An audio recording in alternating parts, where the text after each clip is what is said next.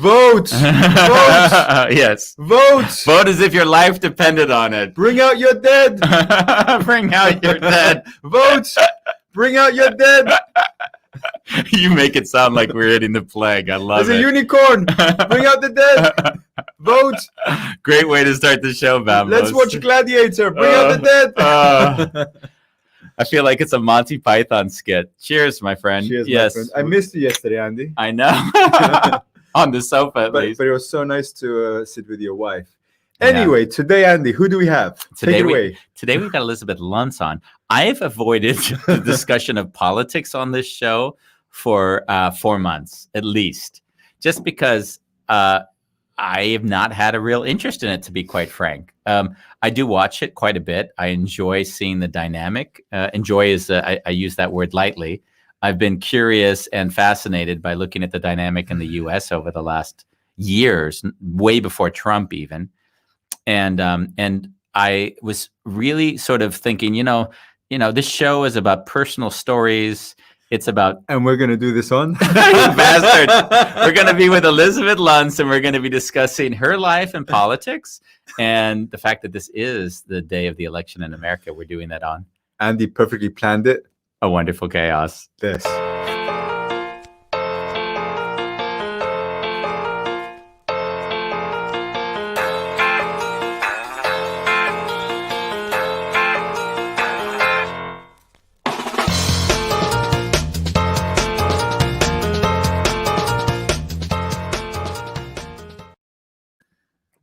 Another intro fucked up. That's great. Thank you, Bambos, for saving us.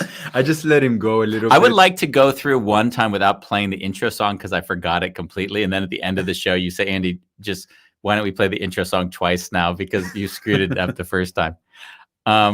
So as I was saying... You have no interest in politics. You find it entertaining. I have not had interest in politics since I was a kid. And when I was a kid, you would laugh. I intuitively knew, and I said the same thing over and over again without being taught or told by others, is that I never felt that a system that imposed two choices on me gave me any freedom. And I often felt that there were so many nuances in the two choices that it's like, if I take this, I have to take all this other bullshit with it. Like, if I vote Republican, I might think, oh, financially, fiscally, I can see some positives.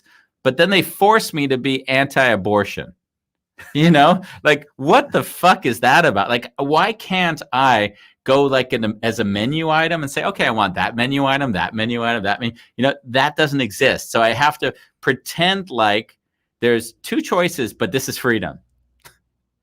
You are free to do as we tell you. Yeah. And then the indoctrination for me as a very young child, I remember watching all of the kiddie America, light on a hill nonsense where I was basically being told this is the democracy for the world. Like, this is the shining example of everything. And as I traveled, lived in these seven countries, I'm like, each of these countries has pretty good systems. They got healthcare, they paid for education, and they're surviving. It's not like these are not flourishing. So I'm laughing because Kirk Scott says, I really need this today. Yeah, Kirk Scott. Exactly. I can't imagine anyone who wants to watch a show on politics at all today. I mean, you've had it but it is the day and we can't avoid. So the reason why I thought it was cool to have Elisabeth on is because Elisabeth actually has tried to make her way in politics, which I don't know anyone else in my life that has, to be honest with you. So she went for the city council in Utah. And she tried to get on Utah's 27th district, and she is a liberal-minded, I believe. We'll talk a bit, but in a 100% Republican area because Utah is pretty conservative. And I was really curious, how does it really work? Like, how is it to go into politics where it's no longer a discussion around policies? It's personal. It's really it's primal. I can't say, hey, I have this view. What you say is you're a socialist, you're a communist, So I interestingly stepped back from politics when I was 16, and I didn't even realize what I understood then and how far it's come now. So that's the feeling that I've had. Like, I realized I don't want to be part of any system where there's no dialogue. And what I've intuitively felt when I was 16 years old was that there was no dialogue. There was two people wanting to win or beat one another at the cost of what was better. And that was so unappealing to me. It still is. Yeah. Have you voted? This case, I did vote for the first time in my life. Yeah, for the first time in my life, I voted because I thought, you know what? There's one thing that I have to also acknowledge is, as much as a system is flawed, then there's some things that I was unaware of that could push us over a border to a system that I actually say would be totalitarianism, authoritarianism, which is just wrong in anything that I want to see in my life, right? And that's where America's gone over the last years, as far as I've seen it. And it's going to go more, right? It'll just be more of that. And that's the sad part. That when we talk to Elisabeth, I'd love to talk to her, because my whole life, you know how much I love to discuss polarities. When you go really far to a liberal, then it goes really extreme to a conservative. So the underlying understanding, and this would be, if I had to put money, I think we're going to see a huge blue wave in the US. Why? As a reaction to an extreme to the other way. And the hard thing I see is that extremes never create any sense of clarity, because what happens is, well, in 4 years from now, the next election will go to maybe a more extreme form of another, say, conservative. And that's a reaction to each policy. And this is this ping-ponging thing that we see in life. And I just see that doesn't create, it destroys. Because what do we see over the last 4 years in the US is the destruction of all the policies of the prior 8 years. So how does that work? Like, is that nothing is built to create more better, right? It's built to destroy in order to get whatever vindictiveness or whatever the nonsense is. So yeah, that's sort of, I've put all my cards on the table now, so we can, of course, bring Elisabeth on. I don't have any cards. I was going to say, you know, I always laugh because on this subject, I always think to myself, you're like, Andy, really? Is this the subject for today? What comes up for you when we talk about politics? I'm riding my bike and I'm thinking, wow, maybe I should call in sick today. I mean, I come from Cyprus, and also as a little boy, I just, we had 2 TV channels, yeah? Okay. And they both started around 5 p.m. with cartoons. Yeah. But through the whole day, if you turn on the TV channel, it will be like, we don't forget. And then there will be an image of a city of Cyprus that the Turks occupied. Oh, yeah. We don't forget. And it was just everywhere. We don't forget. Oh, wow. We don't forget. We don't forget. Instilling total fear. Yeah, definitely. Wow. And I just never felt comfortable with that. Yeah. So. Did you forget? Let's bring her on. We're talking about hello, the US. Hello. So we're going to try to make this as exciting. I'm going to be talking a little bit like this. Elisabeth, are you a politician? Yes or no? Speed round. Define politician. So she's a politician, because only a politician would answer that way. No, a politician, maybe what he's thinking of would just say what he wants to hear, you know. But I think the word has been politicized, you know, and this idea that, you know, normal people aren't politicians, that's a very bad concept to sell us on. It's like, you know, we want boring people to be in politicians. We want people who are just bookworms. We want people who are accountants. We want people, you know, compassionate people.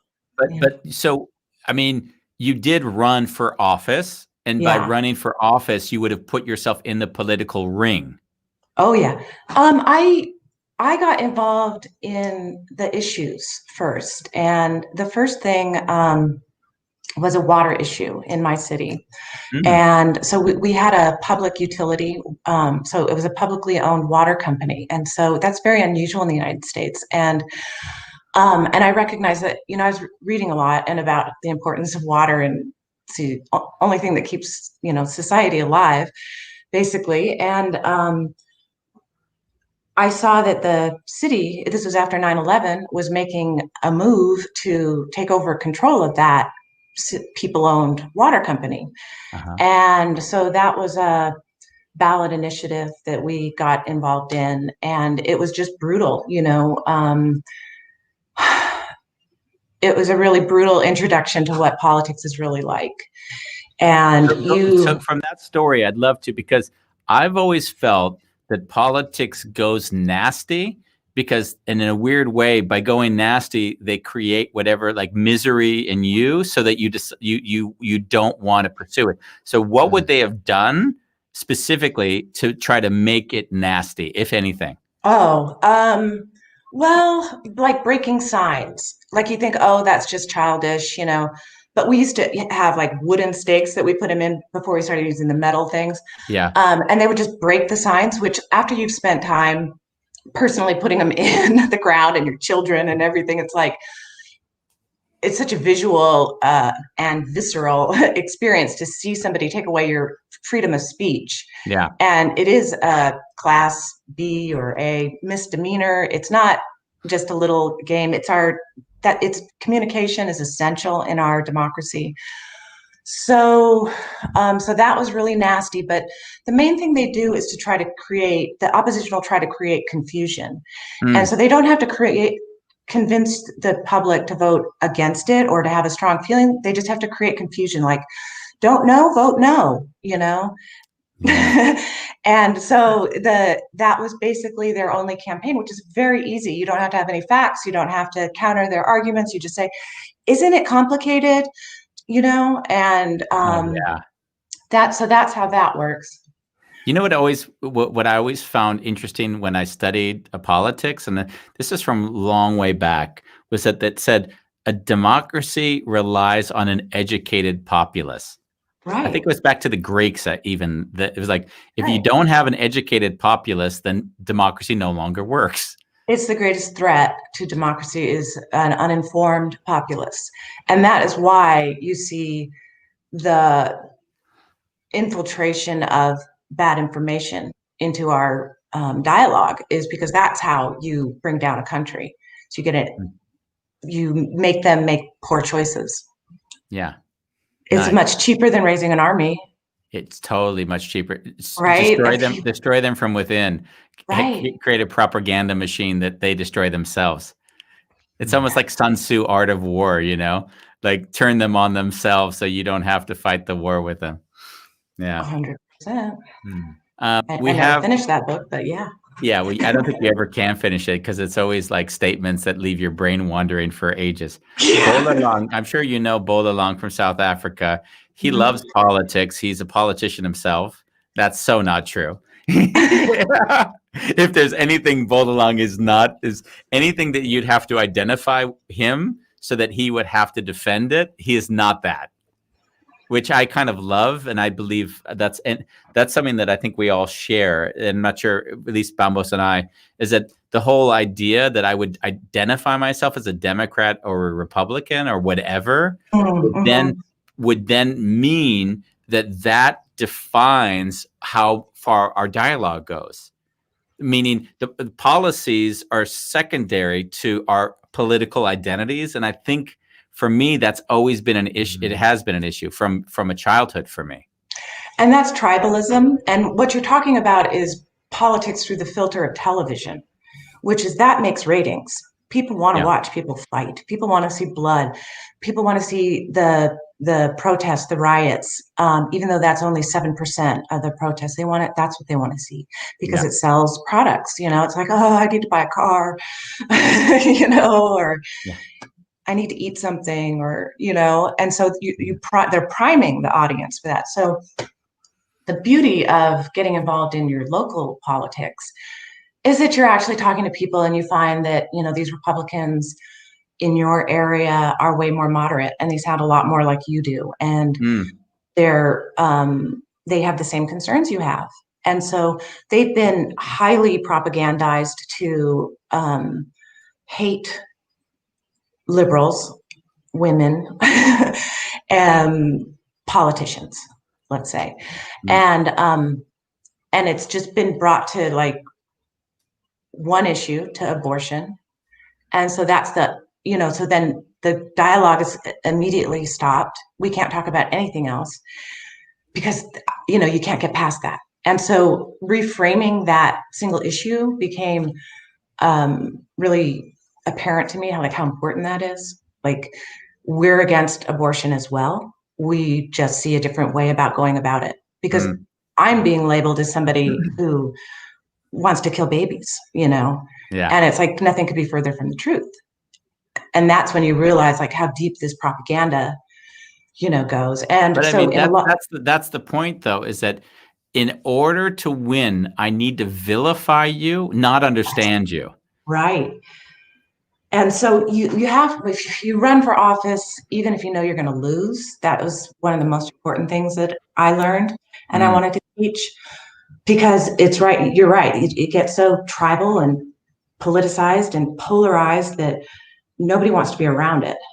And so, what message is that to our young people? That's terrible. We need to show them that, no, there's an art to this. It's beautiful. It's, civic one thing that I participation. found that I was really intrigued by is that in leaving the U.S. at 20, right, or Mhm. right before 21, what I got the benefit of is to go back, like as if I was doing samples every 5-6 years, and just see how has the society evolved since then. So I had this 20 years where I got to like get a baseline measurement. This is America today.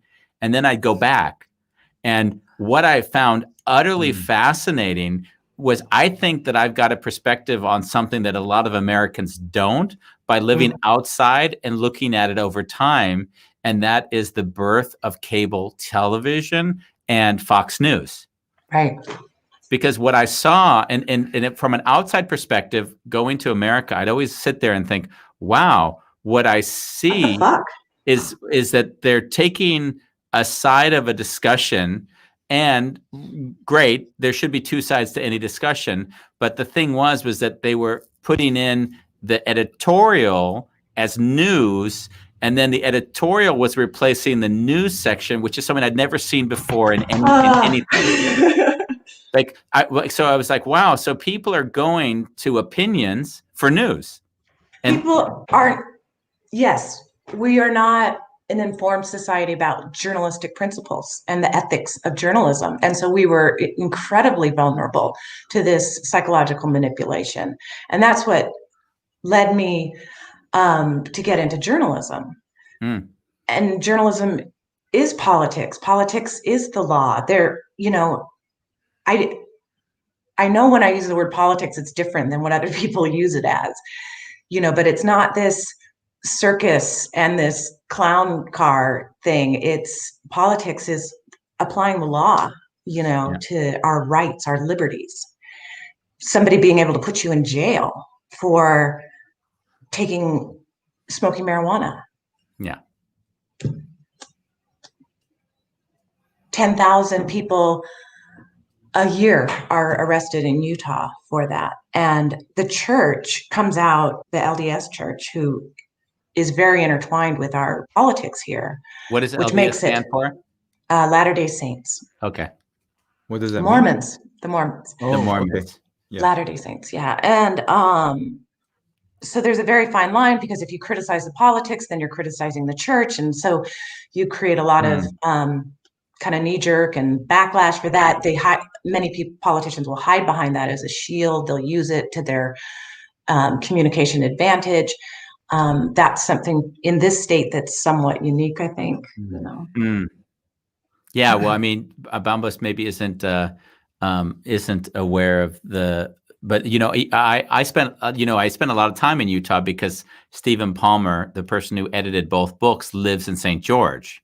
Oh, really? Okay. Yeah. So I got to see firsthand the non-separation of church state on a level that was to the point where he wanted to run an Airbnb out of his house. And because it was a big street, big street, separated houses, but the fact that cars came and they had a different license plate, the people in the community complained, and then they created a city ordinance so that he couldn't do a bed and breakfast at his home. Jesus. Although he was in the home, by the way, so it was only one room in the home they were using. That was the kind of crazy. Only Yeah. because the car had a different license plate. Yeah. Yeah. Yeah. There's a lot of, fear of the other. Like, if you want to get somebody against something politically here, you just have to say, that's how they do it in California. That's California. Or that's people from California. They're, coming here and socialism. And it's like, it's so ironic because the church is socialism, Yeah. and it's a beautiful thing in a way. And a lot to be learned. You were saying socialism because they're basically getting money without necessarily earning it, and then they're just doling it out in the way they see fit. Is that the reason why you call it socialism? Yeah. I mean, like, tithing is technically a tax, and they're like, okay, well, it's voluntary. Sure. But so are a lot of, welfare things. But in my neighborhood that I lived in, it was almost 100% LDS. And so what you notice is that you're introduced to everybody, and everybody in the neighborhood. You're invited to church. You can be a part of the community as long as you're playing by our rules. You come to our stuff, and you'll see that you'll feel better. And it was, a lot of stuff was really fun, and there was a lot of support for the kids in the neighborhood. The parents were assigned jobs. You were told, even if you didn't have a kid in Cub Scouts, you're in charge of the Cub Scouts. So being told what to do, is very much what that is. And so I think it's ironic but maybe that's why they have such an aversion to it. But there's, a long history of politics in the church. How was it for you personally? Because when you ran in the 27th district as a liberal in a strongly conservative area, were there like threats to your life or fear or things that people were just threatened and actually took action? Like, what are the things that we wouldn't know because we would never be interested in running for an elected office? The scariest thing was when I ran for city council, and in my old city there were 18,000 people. So a small city compared to my new one is 60,000. So it's a pretty small town, and the police are kind of like the people who run for are in office. Their kids or the chief of police or the chief of the fire department. So everything is kind of inbred, and so when we did that, we did the water thing, and then I ran for city council, and the police were involved. The police were friends with the child of one of the old head of the city water company, who later became the mayor of the city. So the kids went to school. The chief of police, or not the chief, but one of the lower police guys. Yeah. And so so I was interested. So this is when I was finding out about the water. So I went to the water department office, and I was like asking for stuff and requesting information and taking pictures. And so then I get a call from the police, and he said, you need to come in, and since he explains later, and I'm so nervous and so scared, and I have 3 little kids, and I have to go to the police department to report to them. And they said, because of this new law, because of 9/11, anybody acting unusual about water is under Homeland Security, is considered somebody of question. So, yeah, it was terrifying. And I was thinking like, maybe I shouldn't get involved in politics. Like, they were seriously intimidating me. And I thought, but am I really putting my children at risk? Because, I don't believe in what they're doing about the water, Yeah. So it's very intimidating. And then, so I always knew that that's kind of out there, but once you get into the state level, they don't really have that kind of thing going on. But there are people who are in the police, or retired police, that are very very angry at you Mm. and stuff they But write. just to kind of connect to that point, I mean, the one thing that I'm hearing is that to a large degree, it is a thankless pursuit. Because in some ways, you're always going to be vilified by 50% Oh of yeah, the people in the air. So I don't 90. understand. Yeah, okay, yeah, because the people you'll never do, you're doing too much or you'll never do enough, right? That Mm-hmm. kind of. But the thing that I Mm-hmm. don't get is like, so what drove you? I know that you said that the water was a big issue for you, but in the end, like I often say, I've got better things to do with my life. I don't want to be the guy who gets like shot because he wanted to fight against the windmill. It's just, and yet there's other times when you look at Martin Luther King and say, okay, if he didn't take a stand, then things would not have come into existence. So I'm often like, where's the fine line between my life this is worth sacrificing my life for, even like that level of passion, or you know what, fuck it, the system's going to shit anyways, let it go to shit, I'm not going to kill myself over this. Like, where is that balance for you? I don't know. I mean, I'm drawn to it because I feel it's so wrong for them to do this to us. And you have to, you have to, it's a big ego redux thing, surprisingly, because, you have to accept not being liked. You have to, you look at yourself very critically, the visuals, the public speaking. I took a class in that. Going back to school was the best thing that ever happened to me. Took a class in public speaking, and it was like the best psychology class I ever took. Nah. But how to get through being afraid of talking to people in front of people, that kind of stuff. But I mean, there are many ways that you can go at this. I mean, you can do journalism. You can just be informed and be part of the public commentary on politics.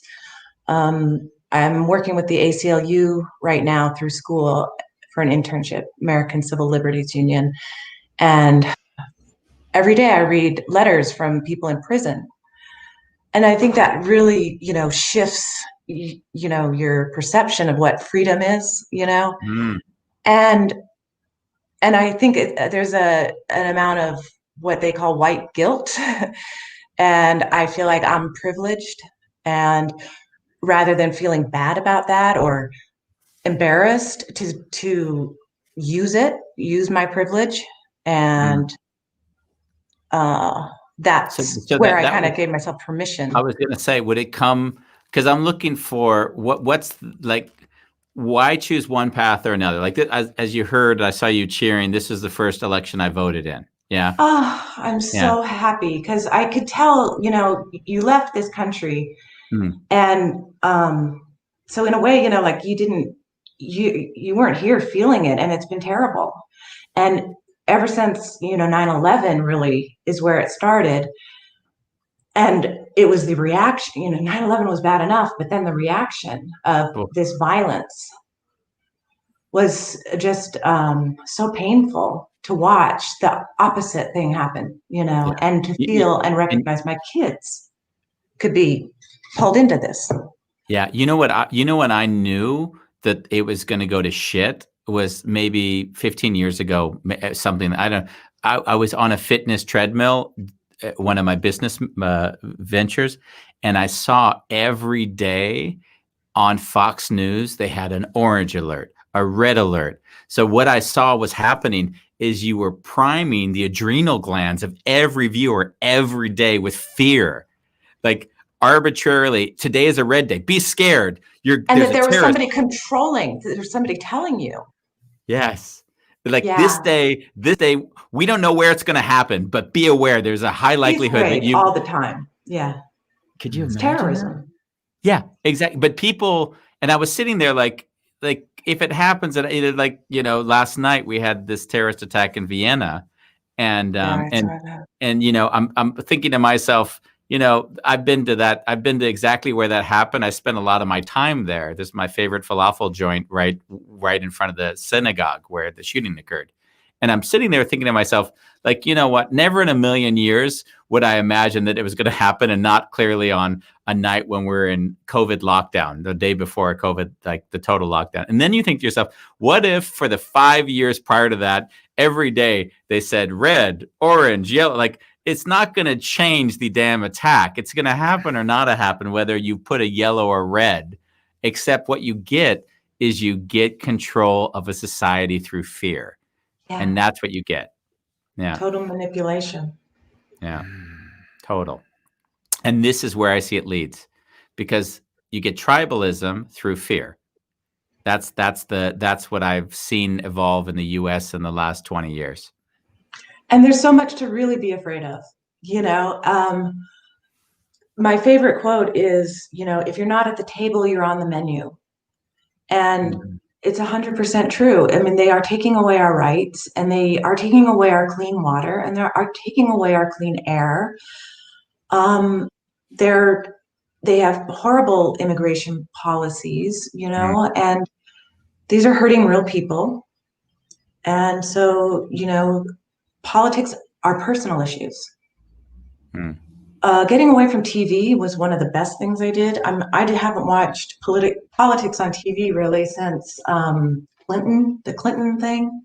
Wow. Because like you, I was just like, forget this, I'm not going to watch a clip of Bill Clinton and the politics of what's going on with this, sexual scandal, and then the OJ traffic chase, and then Cartoon Network, and then I was like, I'm going crazy. Yeah. I can't watch it. I said to once the Bambos that I came home on one of those trips I mentioned, and my dad had 10 TV sets in the house, and he had all the TV sets on the O.J. Simpson trial, so that if he left one room and went to the other, he'd always been earshot to another TV with the trial on it. And like, why? Yeah. Like, why does that affect his liberty? Like Bill Moyer said that. He's like, not all news is what news you need. You need the news that threatens your liberty. And so you need to really filter through it, because then go, why am I watching this? Yeah. I'm sure they're going to sort it out in court and give me the result. I think that's where society, especially with social media, if we've seen any of these documentaries lately, where we don't even know we've lost agency over our own thinking. And that's the real thing. Everyone thinks that we have the freedom to think what we want to think, but they don't actually understand that they've been primed and they've been influenced to think in certain ways. And that's the scary part of life at the moment, is that people think they're free thinkers, but they don't actually realize that they're being manipulated to have certain beliefs that they're not even aware that they've indoctrinated in themselves, which is the scary thing. I mean, if I look at Facebook right now, I kind of laugh, because what happened over the last years is that anyone that had a dissenting belief, since tribalism was so rampant, anyone with a dissenting belief found their own echo chamber. And even the people that have different beliefs, they've already sort of either unfriended the other person or just muted them. So they don't even see whatever the other persons are posting anymore. So in some weird way, we've defined the messages that we find acceptable and want to hear just for our own peace of mind. And that's just a sad place to be as a society. Right. I mean, we're all trying to find our comfort zone. But like Bambos, like you were saying about television in Cyprus, I mean, that's how I feel like, our television is here. And it makes me kind of think like, well, where are we going to find this journalism? And, obviously like print journalism is going to be more thorough, and it's easier to fact check, and it's easier to get, more diverse opinions and get off the kind of the, talking points, or whatever. But, we need to seek that information. TV is just too easy of a way. I mean, too easy of a way to target the population. They have it's a bundle, right? It's like, and then think about like Fox.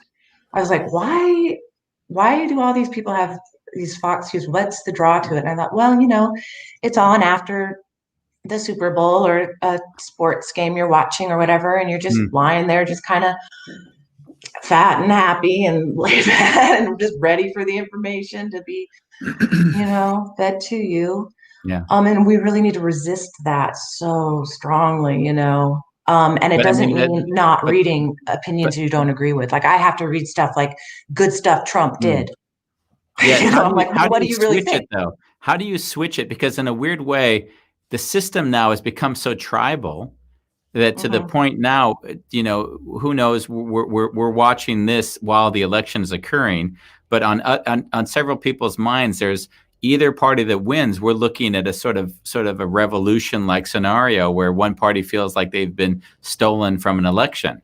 So we're in a weird position. How does one move from I have no interest in whatever you have to say to actually maybe we're better off if we talk? I think I recognized that 4 years ago. Like my tact was way different. I was like, thought every meme that made fun of Trump followers was hilarious, and I would post it and was like, well, this be great. I can't wait till so and so sees it. This is a really good one. And then I was like, wait a minute. So and so being somebody who supports Trump. Right. Oh, Like, this is really going to stick it to him, right? Oh, Or it's shit. so funny. Just that was my mentality, in a way. And I realized, no, you really need to make friends. The only way to lose an enemy is to make friends with them. And there are people that are never going to like you, and they're never going to change their way, and that are permanently brainwashed in a certain way of thinking. But most people are not.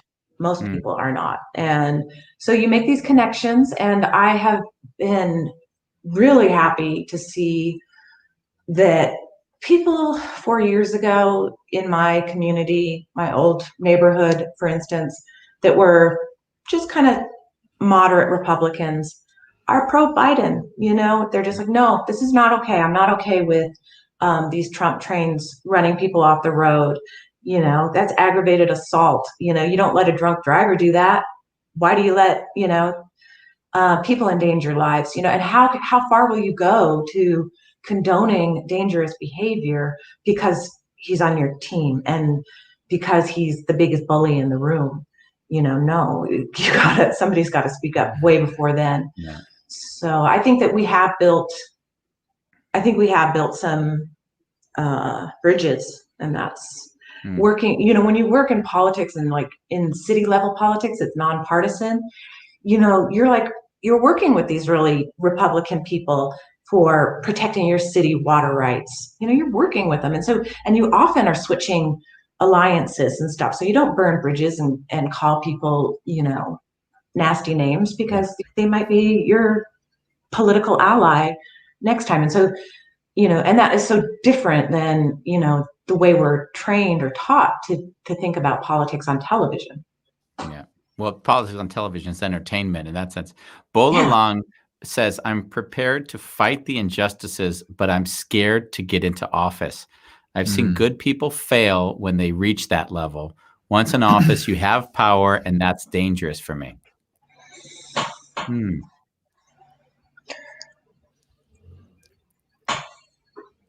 It is scary. I think the question I have, it goes back to where I started, is a little bit in a system which pits us against one another. By participating in the system, do you then agree that these are the rules we play by? Like, do I support you because you're a Democrat or Republican, even if the policy you have is not as good a policy as the other parties? Like, that's where I see getting into power, like what Bolalong is talking about, actually doesn't give you any power because you're just a slave to a system which is already controlling all the pieces anyways. That's the question.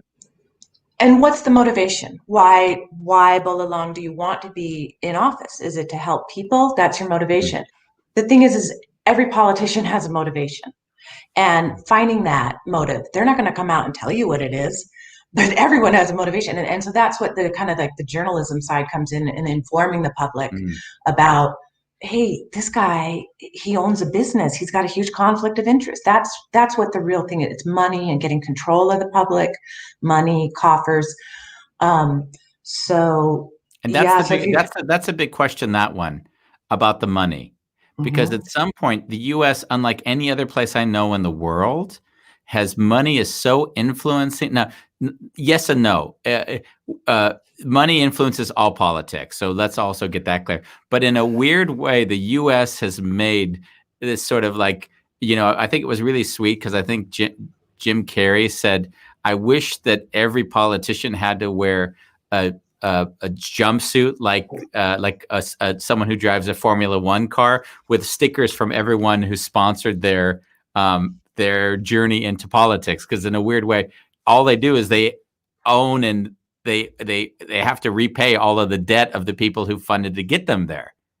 That's right. And that's called a campaign disclosure form, and it's online, and you can read that. And you can see Energy Solutions, the nuclear power dump, gave my candidate $6,000.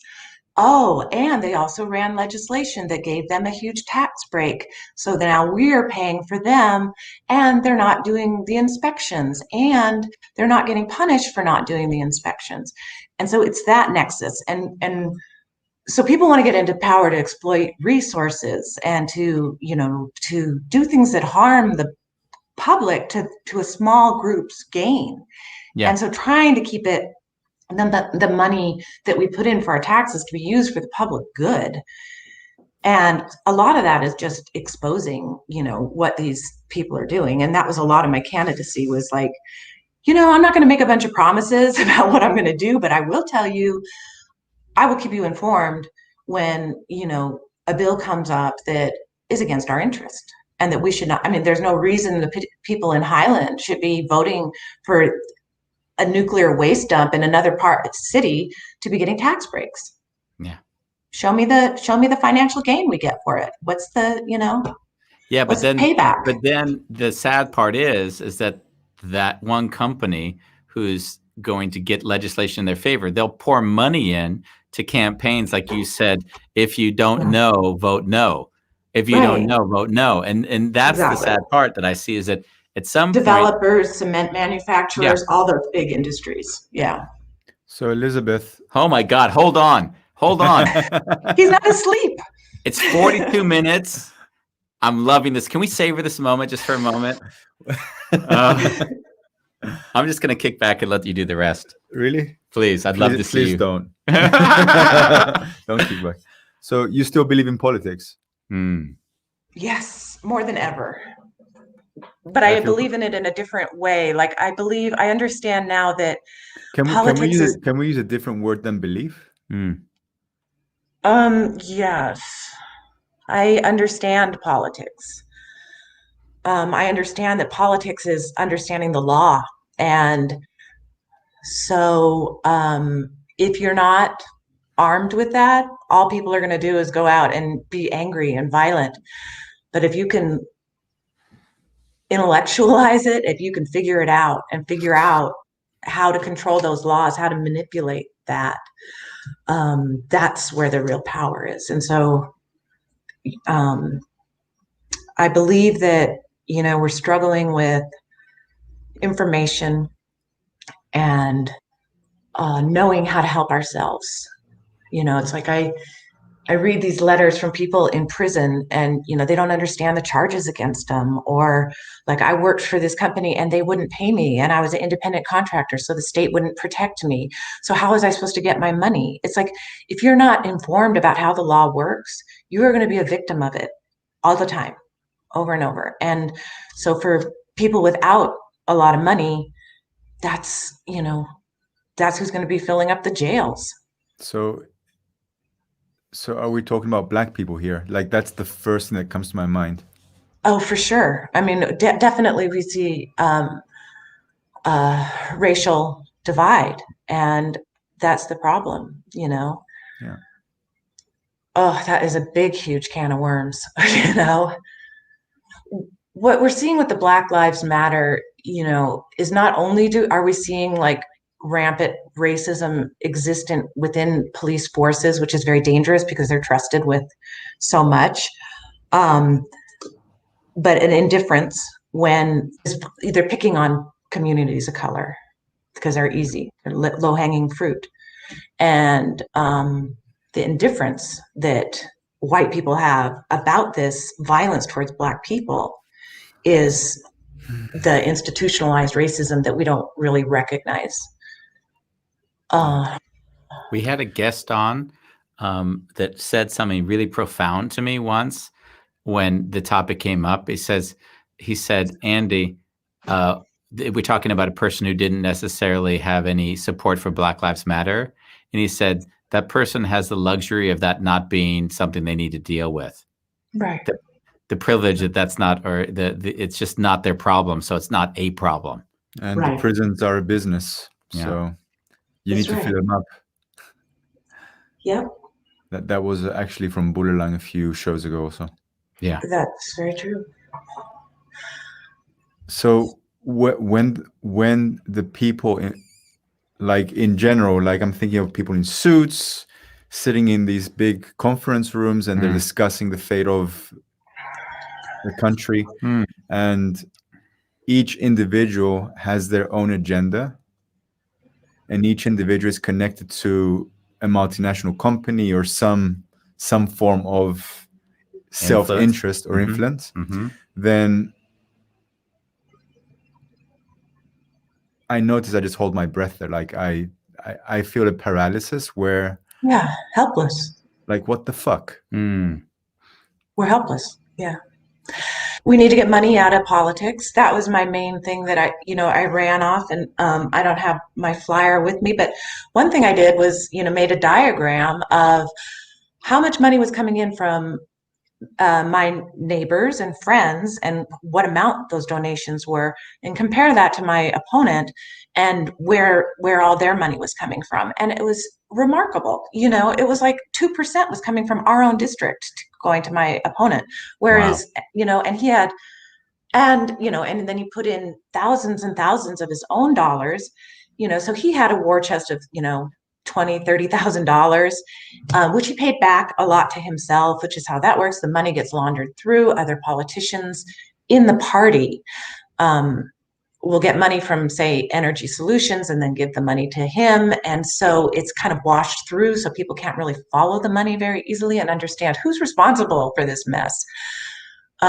So really understanding that was something running for office, a great piece of information you get about, what you learn about how the process works and what it really is. So until we get money out, we're going to always be compromised. And even when they talk about term limits and stuff like that, I don't think term limits are as important as just getting that corporate money, corporate interest out of politics, because the party itself is the problem. It's like there's always, the next guy is always going to get party money, no matter, if he has no record at all. It's just like, oh, he's the Republican. So what you're now sharing, I have to ask myself, why the hell would you want to be anywhere near that sort of thing?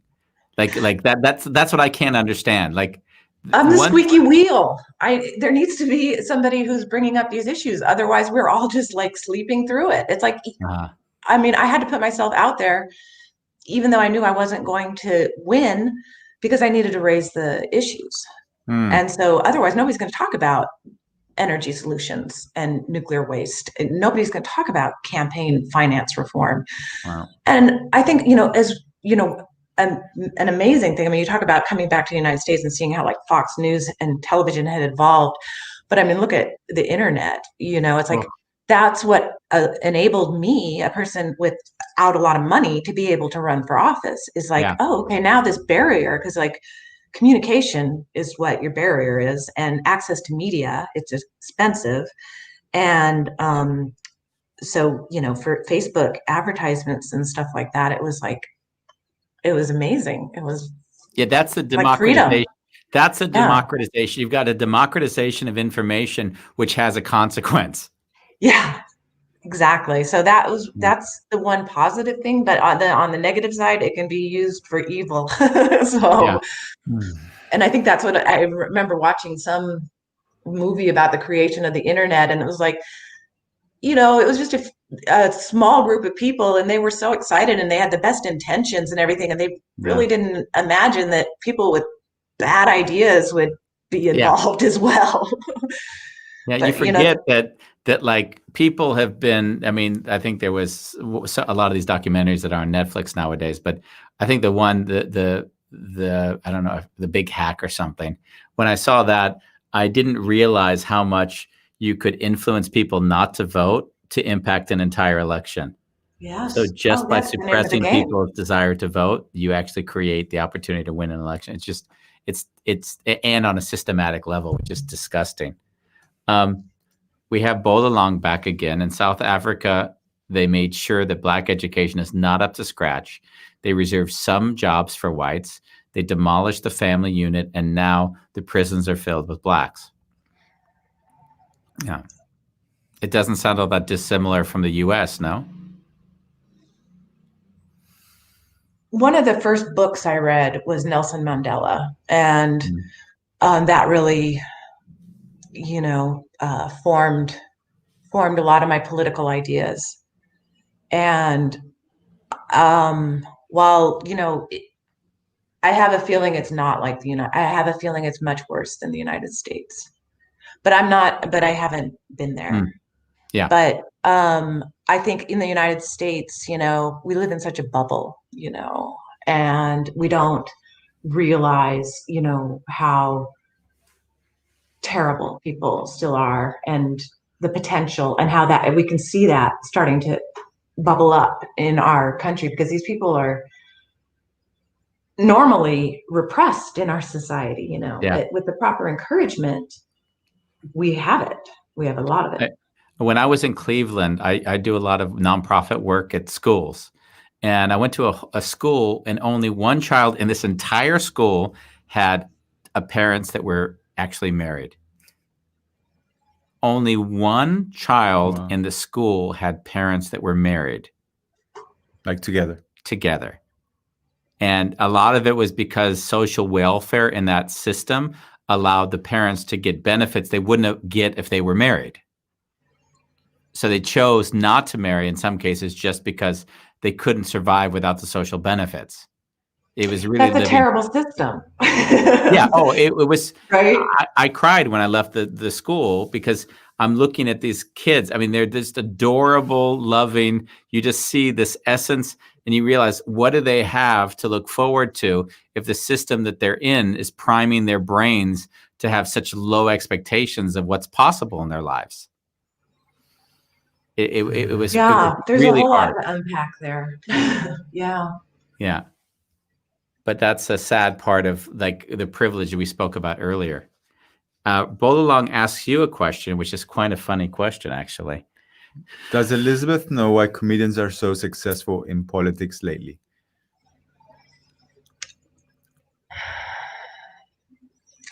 I'm kind of glad they are in a way, because at least it's making it a little bit popular to be somewhat informed. So it has some benefits to it. I think it's people can't stand politics, so obviously comedic relief is a natural to go to. But I mean, I think we're learning that it's not really a joke, I mean, a lot of times, Stephen Colbert and that other guy, Jon Stewart or whoever, they're using humor to bring up very important issues. And so it's kind of coming from a place that isn't so easy to attack, I've noticed that they haven't been joking at this election. Like, I don't know if you've watched, or you probably don't see, but I like to exactly. watch. Exactly. You can They have been dead serious, as if like all the jokes aside sort of thing, that basically this is in their words, a fight for democracy in the US right now. So it's like I always laugh at the image. There's a picture of a flag and they say, it's like, that's the Biden flag. Do you vote for America or do you vote for authoritarianism? I mean, that's kind of the the message that they're like all media right now. That's more, you know, I don't even want to call it liberal. Unfortunately, that does there's a backlash to that, though. I feel like, I and know. I'm worried about. It's like, gosh, guys, you know, don't fall into that trap. You need to be taken seriously. And ironically, one of the things that I learned when, you know, the Democratic Party puts us through some kind of trainings and stuff, and I remember this one woman saying, you know, when prepping us, she's like, "You are not funny. Other people are funny, but you're not funny. Wow. People want you to be serious, and they want you to take this seriously." And so, you know, trying to clown around too much is turns people away. And so I do worry that, you know, that's what gives people like the liberal media, you know, it just gives them fodder for that argument. And so I feel like it's not so I agree. necessary. But I don't know if you're not watching Fox News right now, every other media outlet is anti-Trump.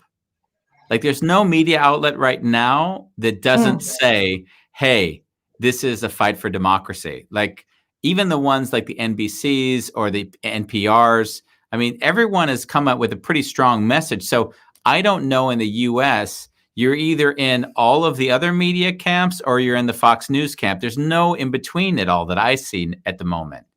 It's very hard for supporters of Trump to find reason to defend him. You know, it's his media support has, you know, pummeled it. And, you know, that's, you know, the vigilant efforts of people fact checking and trying to bring true news and good information to the public. And it's been a total uphill battle. And we'll see how, if it was effective. I mean, with the Electoral College, I feel like, you know, it's a terrible thing not to have the popular vote prevail. Yeah. Because then you get like, you know, because my state, Utah, is a fossil fuel exporter. It's you know, a Republican rights repressive state. They're not my voice. You know, the Constitution is very clear that the state and the people are not the same thing. So I don't want my state to represent my voice. I want my voice. Yeah, that's very well stated. Because if you vote in your state, your vote is worth nothing to the overall vote for the president. If you're in a, do you understand how that works? Yeah. It's scary. Yeah, it is scary. Yeah, this needs to be changed. What happens to you if Trump wins? What journey do you go through? Well, it was incredibly depressing 4 years ago. I'm prepared for it now where I wasn't. So I think that makes it, you know, much better. I'm not going to let it take me by so much by surprise. If it does happen, I'll double down, work harder for, you know, the issues that I think are important, support candidates that I think are level-headed, create journalism that informs people, move on with my life. You don't give up. You don't give up. No, you just have to be a happy person. And, you know, that was one thing that, you know, the first thing I learned when I started getting involved with politics is somebody, you know, I was like so frustrated, and this was back in California. And she said, well, the first thing you have to do is, you know, be a nice person. You know, while you're vilifying and attacking the other party, be a nice person while you diminish everything the other person is thinking.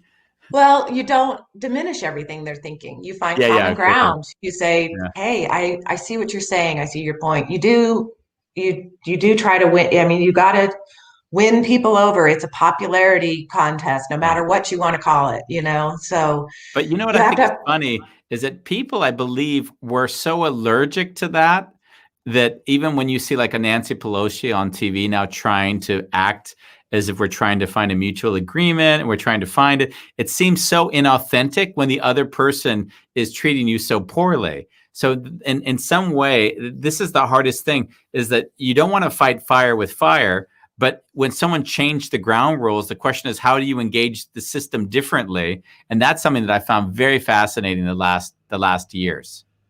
Like, how do you engage someone who actually doesn't really care what you think or feel? Like, that's been fascinating. You fight fire with water. So don't come in the predictable way, I think, I mean, people see it coming a mile away. So truly inform yourself, truly understand the issues, truly recognize that there are multiple ways to look at things, be a reasonable person, focus on issues, never focus on personality issues of the person. You can tell well, Trump is a different case. I was going to say, you're saying exactly the opposite of what we've lived the last 4 years, right? Yeah. Well, and so I will never say never, but don't focus on his sex scandals, things that can't be proven. Don't focus on the fact that he doesn't hold Melania's hand. Don't focus on the fact that she hates Christmas decorations. Who cares, right? Yeah. Those are not the issues. We talk about the economy. We talk about healthcare. We talk about the issues, and keep refocusing, because somebody's always going to want to derail you and get you to talk about petty issues. And so you need to be strong against that, I think I loved when I saw Pete Buttigieg, I can't pronounce his last name, on Fox News, when they'd ask him, when they'd ask him questions, and then he'd say like these random, like spitting things off, like, do we really want to be talking about him sleeping with a porno star? Like kind of diminishing their argument by giving the other argument. It was says, oh God, he's just so spot on. I'd never seen a broadcaster fall dead silent because they just didn't know how to respond to such they think they have us, all pegged, and they know that what we're going to say, they think we're going to want to take away everybody's guns, that we don't have guns, and all sorts of, or that we want open borders. That's the biggest thing as you work against, is like the propaganda that your community has been sold on about you. You're always fighting against this false image that they've created about you. And they need to, for the tribalism to take over. That's the sad part. That's what they need to do. And so all of a sudden they see this real person show up at their door and say, hi, I'm running for office, and, aren't you sick of money in elections? And just have like 4 very focused talking points, or 2, whatever, Kirk Scott, who is also a guest on our show, he did the episode on the animations. He did what was the movie that we love so much? A Nightmare Before Christmas. Yes. And he says, do you feel affected by Trump in Amsterdam? And I would say very much so. Like, the world is affected by the U.S. elections. In the past, the U.S. has played such an important role on guiding agendas, guiding priorities, that at this moment, the world looks to the U.S. and sees a vacant seat. And I believe that vacant seat might have always in some ways been there. Yeah. But now it's become that this power vacuum is so great that that Europe is wondering, what are we going to do now, independent of America?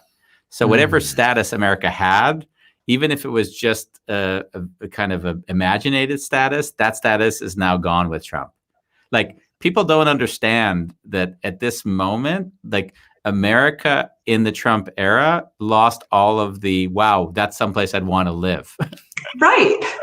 Like, we didn't think that could happen. Like, we were so proud and so like arrogant. 5 years ago, Andy said, I want to retire in America. I want to go to California. I never said that to you, ever. And I'm lying. Those words were never spoken from this mouth.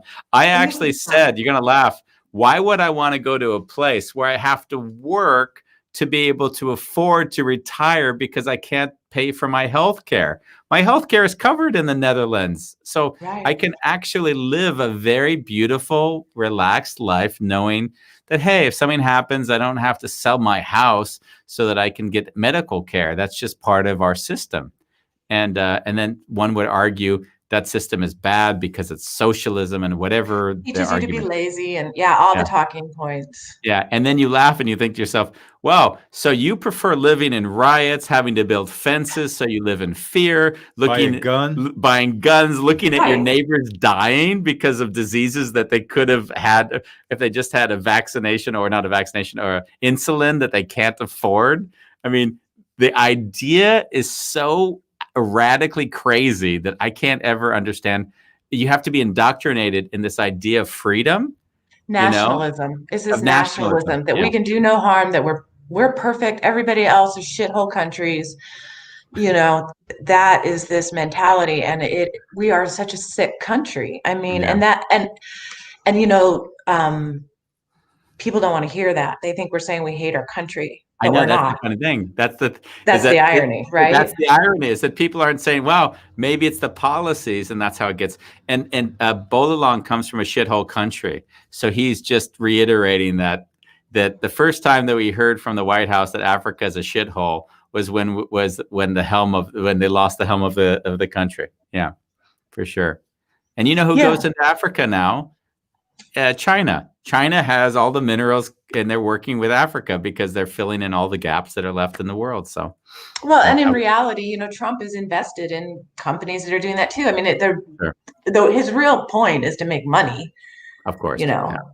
Yeah. So, and manipulating markets and knowing, inside trading, and we just don't see what's really, what the real motivations are. And I have to end this talk with the following that is very depressing. I believe, and this is what I state openly, that the world will go extinct sooner than it has to, because it'll need to destroy itself because it doesn't have the ability to heal from within.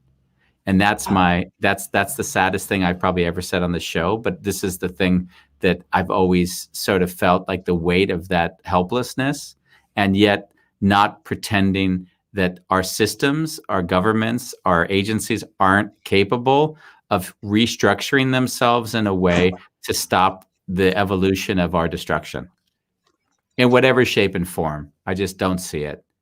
We'll finish this conversation online, and there's so much to say about that. And I hate to leave it on a depressing note like that, because I really feel like you need to turn peace with it, and it's fucking great. Resolve. It's fucking great. And it's fucking great. Yeah, but would you like to leave? I'd rather you take the last word then, because I got my say. I want you to have your say as well. Well, I think it's good to recognize how dangerous and what the potential of where we're going, and I think that's what we should use to motivate ourselves to try to make a difference. Thank you. And whatever you do, don't be apathetic. Yeah. Thank you. Thank you.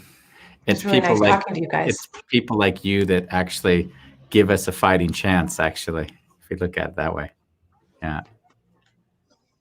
Thank you for fighting for the voices that aren't heard and don't have the ability to speak for themselves in areas where it's not welcome.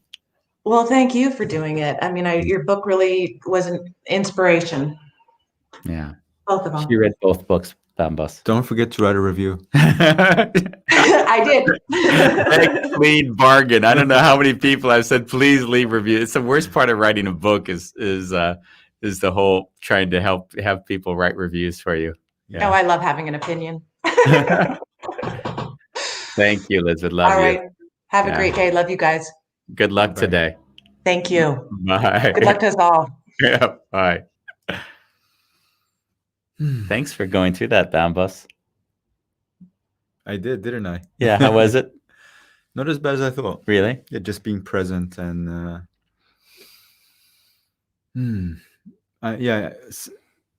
politics in general. I notice I start to shut down. Yeah. So I just saw the shutdown happening. Oh, beautiful. Do you see how, in a way, I shut down as well? I've just given my shutdown words. Do you feel that?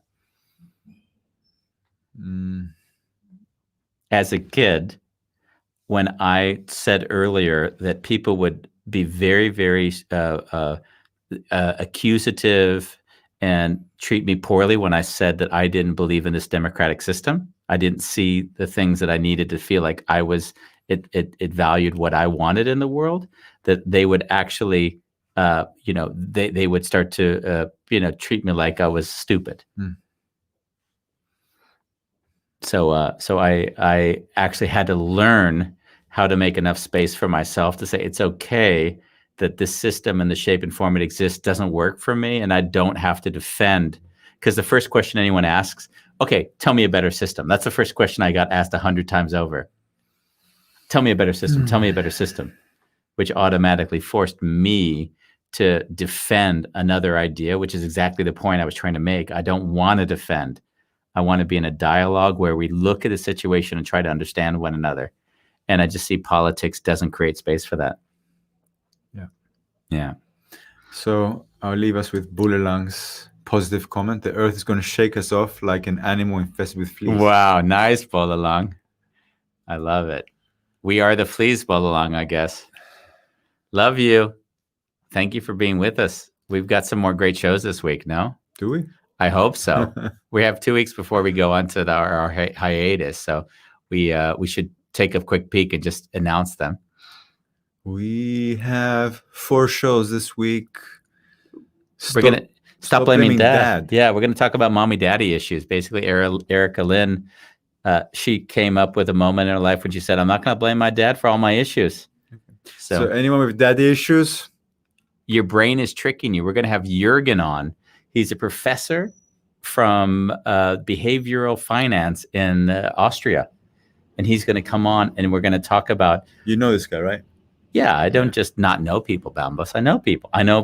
He knows people. And we're going to talk to him is that he has done studies, which you're going to love. Remember the damn thing that I've told 100 times on the show that's made you want to puke about the World War II airplane? Yeah. He's the one who told me it. Great. So great, you're gonna hear it again. No, it's good. And then I like the guy. And we're going to have another guest on who's Mark Olmsted on Friday, and he basically is that Friday? Am I right? Or am I losing a day? He had a rough life, and he started writing children's books, and he basically shifted from like kind of honing his healing process of his own family and putting it in writing in a children's book that won some awards. So we're going to discuss that journey. And we're going to do all of that on... A Wonderful Chaos. Are you okay, Bambos?